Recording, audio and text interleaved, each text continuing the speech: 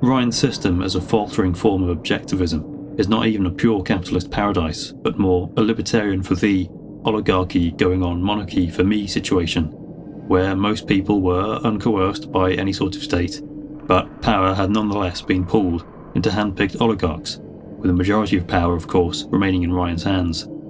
The Rapture Central Council is an example of this oligarchical grey zone. Initially comprised of Ryan's confidants, there was apparently a democratic mechanism for citizens to vote in new members, albeit this never amounted to any new councillors, and the elections were postponed several times in the months leading up to the Civil War as Ryan's own directives became absolute. The council, or Ryan acting through it, had emergency powers to control individual citizens' assets, appropriate private companies, and issue arrest warrants. So maniacal had he become that by the end of the conflict, the other council members had either tried and failed to kill him, been killed by him, killed themselves, gone into hiding, or went insane.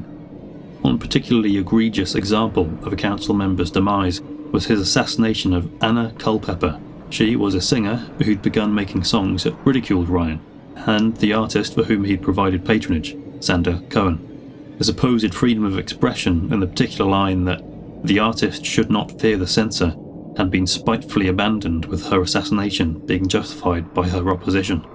All this, of course, directly contradicts the notion of a truly free market as the principle of life and rapture, as Ryan manipulates its laws and suppresses competition when it threatens his own interests.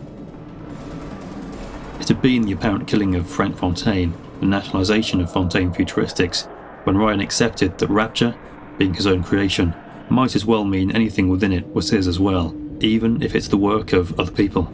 In responding to a growing competitor, as ill-intentioned as they may have been, Ryan became just what he had hoped to leave behind, an interventionist, and one just as malign as any government. The other irony being that the American government he had fled likely saw Ryan in just the same way as he saw Fontaine. Yet, the worst they did to him personally was attempt to nationalise his forest land.